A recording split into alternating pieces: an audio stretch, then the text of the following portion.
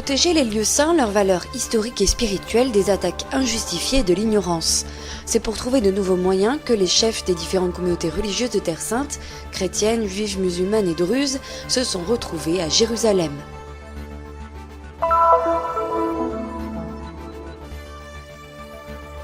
La fraternité de Bethléem de l'ordre séculier franciscain a fêté ses 125 ans en concomitance avec le pèlerinage en Terre Sainte du Conseil international de présidence de l'ordre.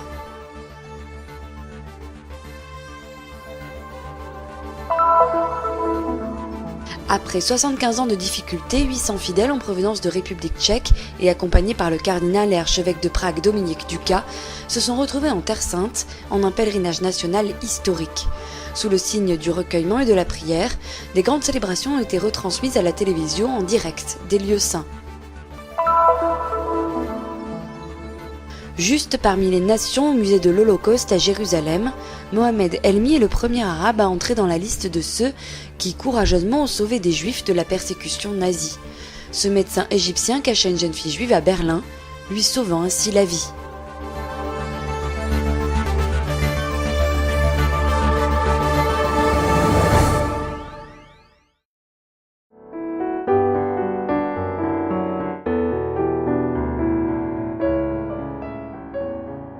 Protéger les lieux saints, leurs valeurs historiques et spirituelles des attaques injustifiées et de l'ignorance. C'est pour échanger et chercher de nouveaux moyens de sauvegarder les lieux de culte que les chefs des communautés chrétiennes, juives, musulmanes et druzes en Terre Sainte se sont réunis à Jérusalem. Les sites religieux, assure le patriarche gréco-orthodoxe de la ville, Théophile III, sont les lieux où le ciel et la terre, l'humain et le divin se rencontrent. Il y a donc avant tout besoin de respect et de dialogue pour contrer les attaques à l'encontre des lieux saints au cours des dernières années. Des graffitis insultants, des actes de vandalisme et même des cocktails Molotov contre des églises, des cimetières et des monastères. Cette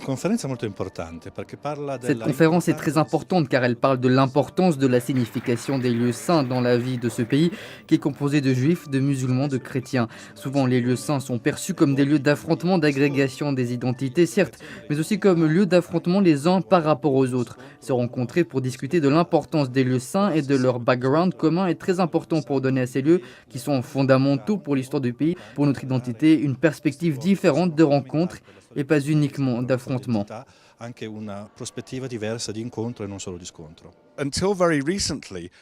Jusqu'à récemment, les leaders religieux ne se retrouvaient pas. C'est donc plutôt historique. Si tu demandes dans la rue à la plupart des Israéliens et des Palestiniens si les chefs religieux se réunissent pour condamner les violences à l'encontre des musulmans, des juifs ou des chrétiens, ils répondent que non, qu'ils ne le feront pas.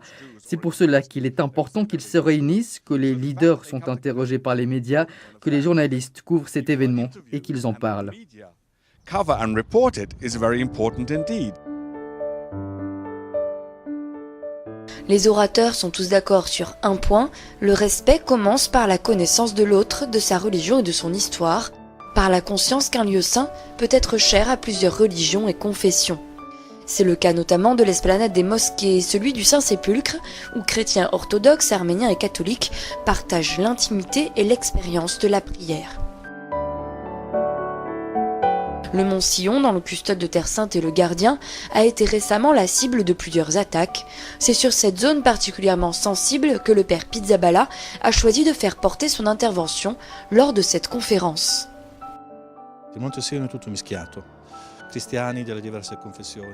Le mont Sion est un mélange. Chrétiens de différentes confessions, musulmans, juifs, partagent les mêmes lieux, un lieu saint unique. La sensibilité, la peur, la suspicion de chacun sont très fortes, avec des conséquences que malheureusement nous connaissons tous, comme le vandalisme.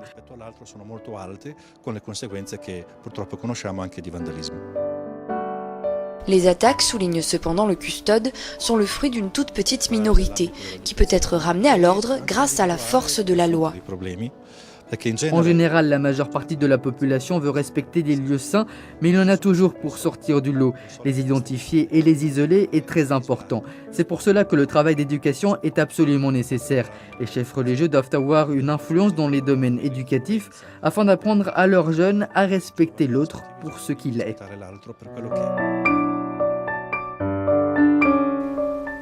Cette rencontre a été organisée par l'association Search for Common Ground, engagée dans la recherche de solutions constructives dans les zones de conflit du monde entier. Il y a quelques années, dans un autre lieu de guerre et de division religieuse, les Balkans, Search for Common Ground avait lancé une initiative à succès qui pourrait servir d'exemple pour la Terre Sainte. C'est ce qu'a souhaité le rabbin David Rosen. Il y a déjà un projet pilote dans les Balkans où chrétiens et orthodoxes et catholiques ont travaillé avec les musulmans et une petite communauté juive pour protéger les lieux de culte, pour condamner les attaques et construire un front uni avec les chefs religieux là où il y a eu des attaques, coordonnant aussi les forces de police et les éducateurs.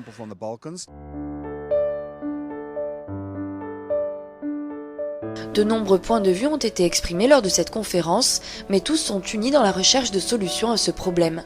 Car si les modalités sont différentes pour chacun, nous sommes tous enfants d'un même Dieu.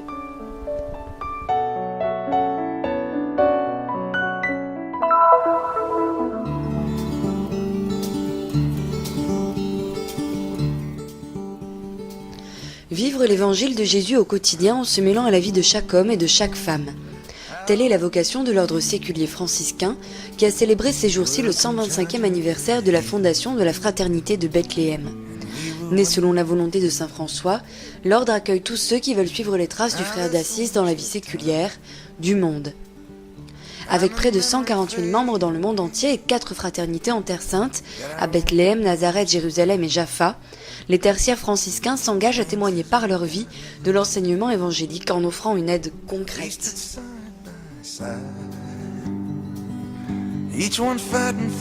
Diamo una mano prima con la presenza dei nostri fratelli nella Terra Santa. Nous donnons un coup de main essentiellement par la présence de nos frères en Terre Sainte, mais tous les franciscains séculiers sont également impliqués par le soutien dans la prière, avec des volontaires et aussi économiquement. Par exemple, en ce qui concerne la Syrie, nous nous sommes unis au pape lors de la journée de jeûne et de prière, et nous sommes en train d'en préparer une autre pour aider et soutenir la custodie dans tout ce qu'elle fait. Elle aura sûrement lieu pendant l'Avent, autour de la fête de l'Immaculée Conception. Un'altra giornata di digiuno e preghiera per aiutare a sostenere tutto quello che la custodia sta facendo. La présence des tertiaires est importante à Bethléem, où ils servent la communauté par le volontariat auprès des familles, dans les maisons de repos, mais aussi par le biais d'activités de formation spirituelle et sociale à l'intention des jeunes.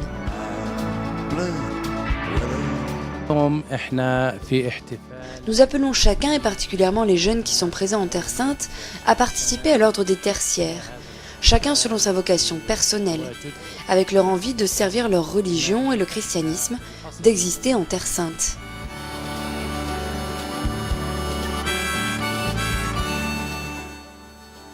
Les 125 ans de la Fraternité de Bethléem sont un anniversaire particulier, célébré là où Jésus s'est incarné et a vécu sa passion, des mystères chers au sein d'Assise. Au même moment s'est tenu précisément ici en Terre Sainte le Conseil international de la présidence de l'ordre séculier. È una cosa rara e molto bella, perché anche per loro è significativo. C'est une circonstance rare et très belle, pleine de sens pour les tertiaires de Bethléem. En Terre Sainte, le tir de franciscains n'existe pas en tant que tel, pas comme dans les autres pays du monde.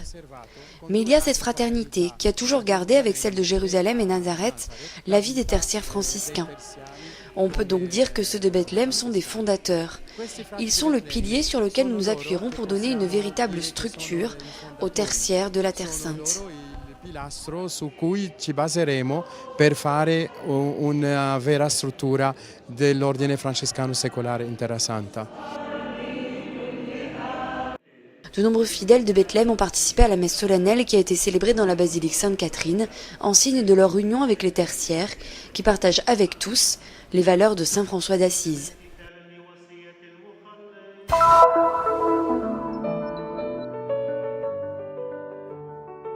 Après 75 ans d'une histoire difficile à cause de la Deuxième Guerre mondiale et de la domination communiste, près de 800 pèlerins venus de la République tchèque ont eu l'occasion de visiter la Terre Sainte, accompagnés par l'archevêque de Prague, le cardinal Dominique Duka, qui l'a défini comme un pèlerinage national. Dopo la caduta del comunismo Après la chute du communisme, il y a eu plusieurs pèlerinages, mais au niveau diocésain, avec plusieurs groupes. Aujourd'hui, il s'agit d'un pèlerinage national, à l'occasion de l'année de la foi.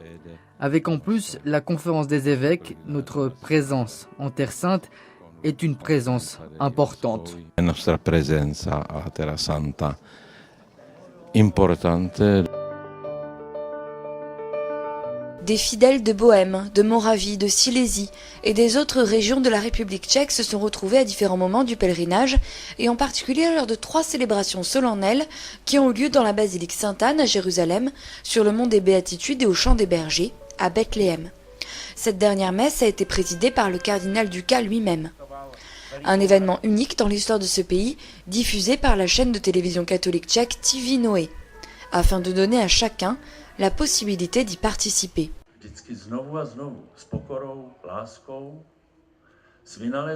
Dans un climat de profond recueillement, les pèlerins ont prié pour la reconstruction de l'Église et pour leur pays, en une terre qui, comme la leur, est le théâtre de tensions diverses. Dopo un tempo della ricostruzione della nostra Chiesa romana. Après une période difficile de reconstruction de notre Église catholique romaine, avec cette nouvelle génération, nous voulons aller vers l'avenir, avec le Christ. Avec nous, il y a aussi des pèlerins non pratiquants. Ils sont, comme on dit, des hommes à la recherche du sens de la vie. Al senso della vita.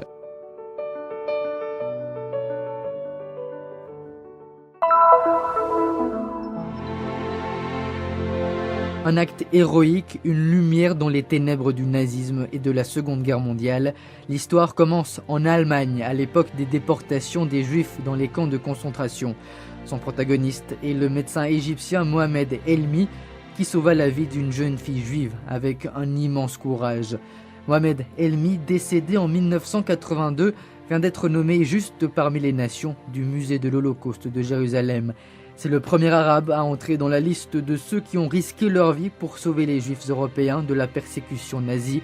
Sa famille a cependant refusé cette distinction car remise par Israël, pays considéré comme hostile.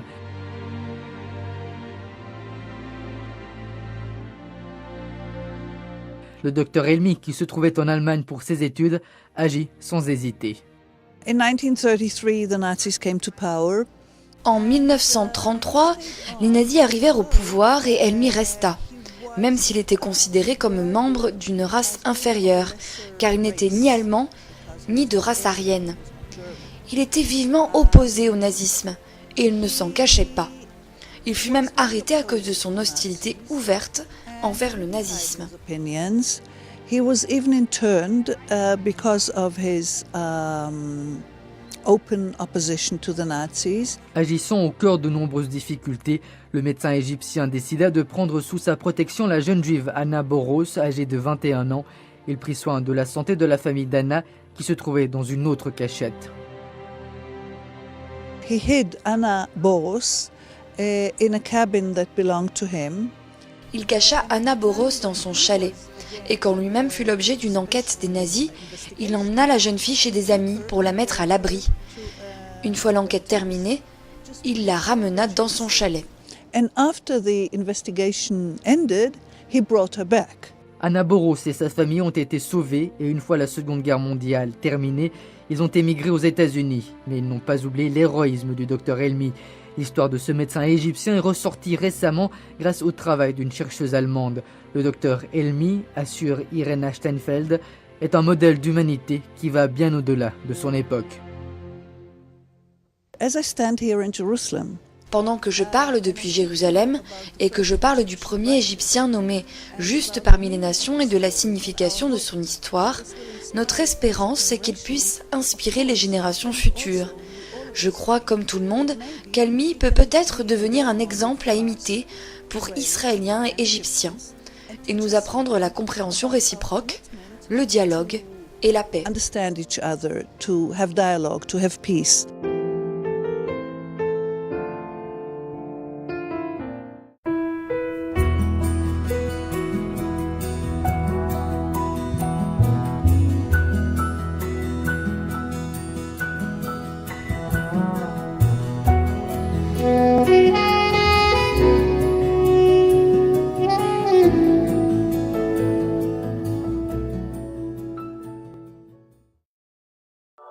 Nous sommes ici pour faire connaître la Terre Sainte, pour donner une voix et une visibilité à l'Église mère de Jérusalem, aux chrétiens locaux et aux lieux saints. Nous sommes ici pour raconter les histoires nombreuses et souvent oubliées de ceux qui vivent au cœur des difficultés avec foi et courage.